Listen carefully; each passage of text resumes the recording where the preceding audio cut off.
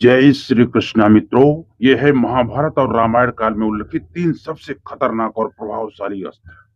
महाभारत और रामायण ये दो ऐसे ग्रंथ हैं जिसमें बहुत से अस्त्रों और शस्त्रों का प्रयोग हुआ है। इस वीडियो में हम सभी अस्त्रों और शस्त्रों में सबसे अधिक प्रभावशाली और खतरनाक अस्त्रों के विषय में बता रहे हैं। आप लोग वीडियो को अंत तक जरूर देखें। आज हाईलाइट में दोस्तों आप लोग जानेंगे ब्रह्मास्त्र। पौराणिक दस्तावेज के अनुसार ब्रह्मास्त्र का सामना किसी भी अन्य अस्त्र से नहीं किया जा सकता। दूसरा हाईलाइट में है पाशुपतास्त्र। पाशुपतास्त्र एक ऐसा अस्त्र है जिसे हमारे पौराणिक इतिहास में सबसे शक्तिशाली और भयंकर हथियारों में से एक माना जाता है। और तीसरा दोस्तों नारायणास्त्र। स्वयं नारायण यानी विष्णु द्वारा इस अस्त्र को प्राप्त किया जा सकता था और इसका प्रयोग एक ही बार संभव था। तो दोस्तों आइए तीनों हम विस्तार से जानते हैं।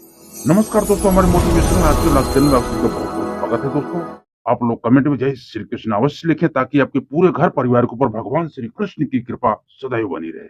महाभारत और रामायण के ये दो ऐसे ग्रंथ हैं जिनसे जुड़ी घटनाएं भले ही आज से हजारों वर्ष पूर्व से संबंध रखती हों, लेकिन आज के दौर में भी अगर इन पर ध्यान दिया जाए तो हैरानी का सबब बन ही जाती हैं।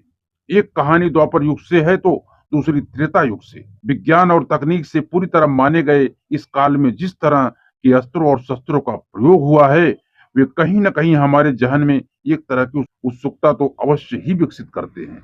उत्सुकता उन अस्त्रों के विषय में और ज्यादा जानने और समझने की। राम, अर्जुन, कर्ण इन महान शख्सियतों को स्वयं भगवान द्वारा वरदान स्वरूप कुछ ऐसे अस्त्र प्रदान किए गए थे जिनका तोड़ पाना लगभग असंभव था।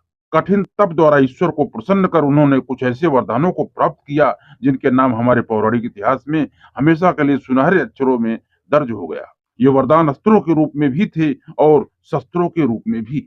आज के दौर में जहां हर देश न्यूक्लियर बम को बनाने का प्रयास कर रहा है, जब बड़े बड़े वैज्ञानिक इस तरह के आविष्कारों को अंजाम देने की कोशिश में हैं, तो ये जानना भी दिलचस्प होगा कि पौराणिक काल में ही इनके विकास की नींव रख दी गई थी। इस वीडियो में हम आपको उनमें से सबसे अधिक ताकतवर शस्त्रों के विषय में बता रहे हैं। जैसा कि नाम से ही समझ आ रहा होगा, यह अस्त्र स्वयं ब्रह्मा द्वारा निर्मित किया गया था। इसे चलाने का तरीका और इसे जागृत करने का विधान बहुत जटिल था। ब्रह्मास्त्र को समस्त रस्तों में सबसे अधिक ताकतवर माना जाता है। पौराणिक दस्तावेज के अनुसार ब्रह्मास्त्र का सामना किसी भी अन्य अस्त्र से नहीं किया जा सकता।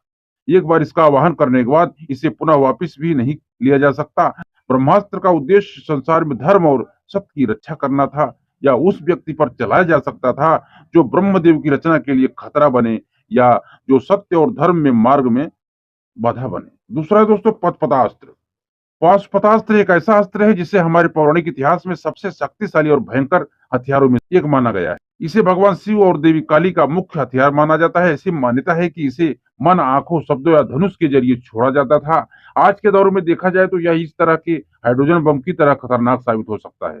इस अस्त्र को स्वयं भगवान शिव को प्रसन्न करके पाया जा सकता था। इसका आवाहन जब भी किया जाता था उसका मुख्य उद्देश्य अलग ही होता था। इस अस्त्र का काट सिर्फ भगवान शिव और विष्णु के पास था, इसलिए एक बार इसे छोड़ दिया गया तो वापस लेना अत्यंत असंभव था दोस्तों।